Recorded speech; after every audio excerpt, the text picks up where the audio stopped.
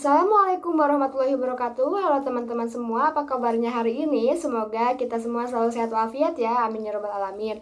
Nah, perkenalkan, nama saya Silvi Rahmawati, saya dari kelas PGSD 3C. Di sini saya akan mereview sebuah jurnal yang berjudul 10 Helpful Ideas for Teaching English to Young Learners, atau bisa diartikan 10 ide bermanfaat untuk mengajar bahasa Inggris ke pelajar muda. Nah, mengajar bahasa Inggris ke pelajar muda telah menjadi bidang studi tersendiri seiring dengan semakin rendahnya usia wajib belajar bahasa Inggris di negara di seluruh dunia. Nah, usia untuk pendidikan Inggris semakin rendah di ruang kelas di seluruh global. Guru EFL pelajar muda berjuang untuk mengikuti tren ini dan mencari cara mengajar yang efektif. Nah, artikel ini berisi beberapa ide yang bermanfaat untuk dimasukkan ke dalam TEYL kelas. Ide-ide ini datang dari diskusi dan tugas yang dilakukan secara khusus oleh guru EFL online, dirancang untuk guru, pengawas guru, dan profesional TEYL lainnya.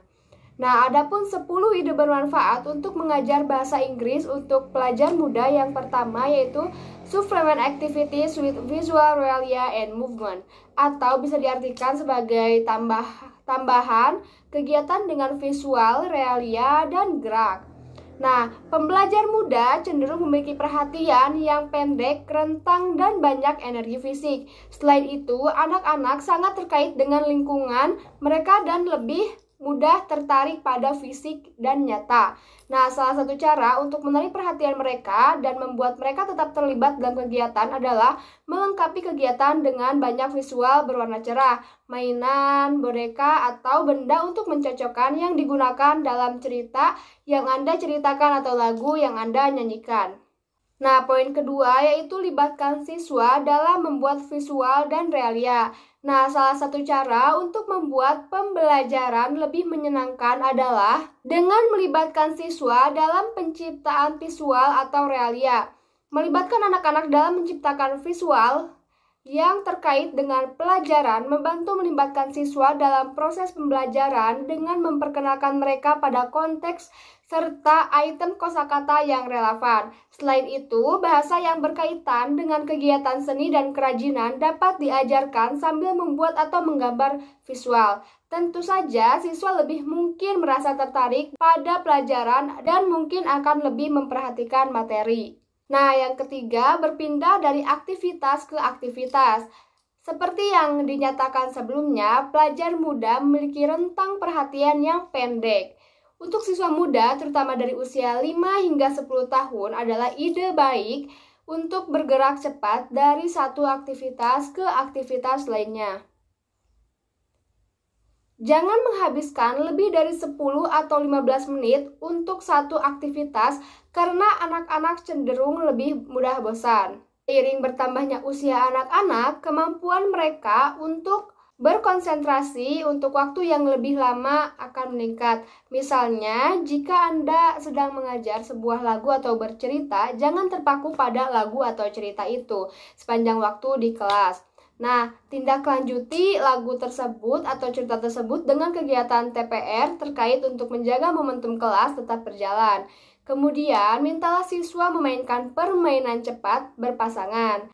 Ketika guru mencampur adukan kecepatan kelas dan jenis kegiatan yang digunakan, siswa akan lebih cenderung untuk tetap fokus pada pelajaran, sehingga meningkatkan jumlah pembelajaran bahasa di kelas.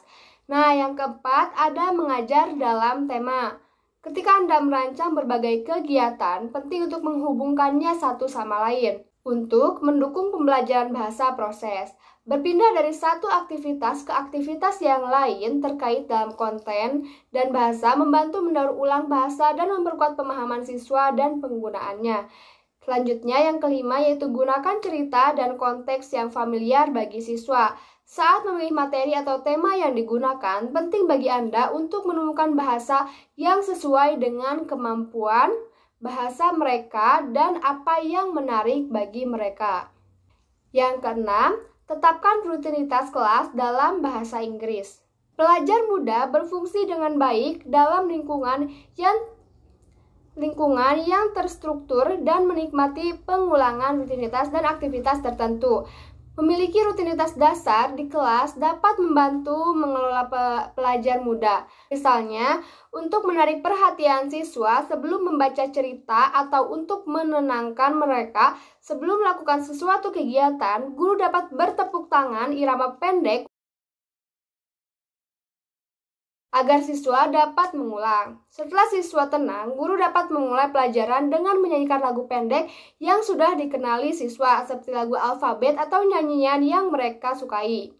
Yang ketujuh, gunakan L1 sebagai sumber daya bila diperlukan.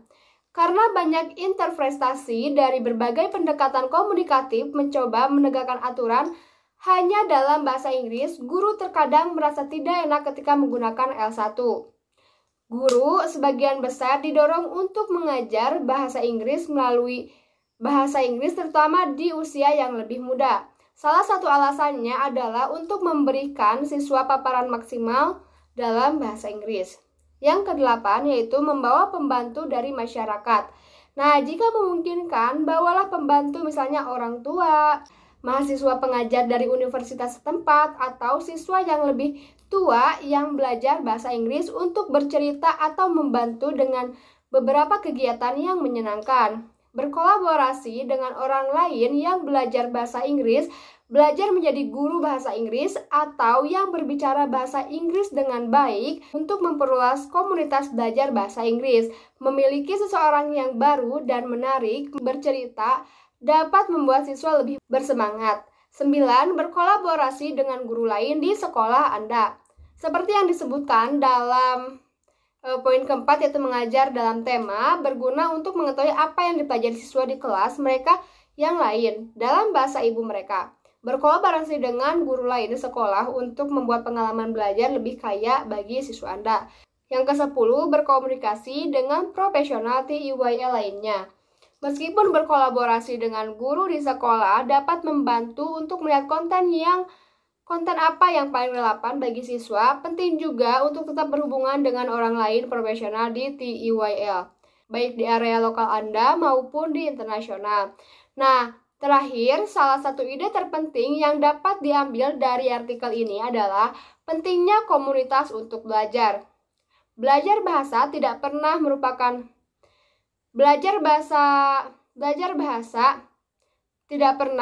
usaha individu dan tidak juga mengajar. Meskipun guru dapat merasa sangat terisolasi di kelas mereka, penting untuk diingat bahwa keterbukaan, kolaborasi, dan berbagi adalah kunci untuk memperkaya pengajaran Anda dan pembelajaran siswa Anda.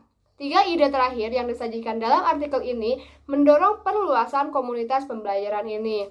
Nah, mungkin sekian review tentang jurnal yang saya baca. Mohon maaf apabila banyak kesalahan. Terima kasih kepada yang sudah menyimak. Wassalamualaikum warahmatullahi wabarakatuh.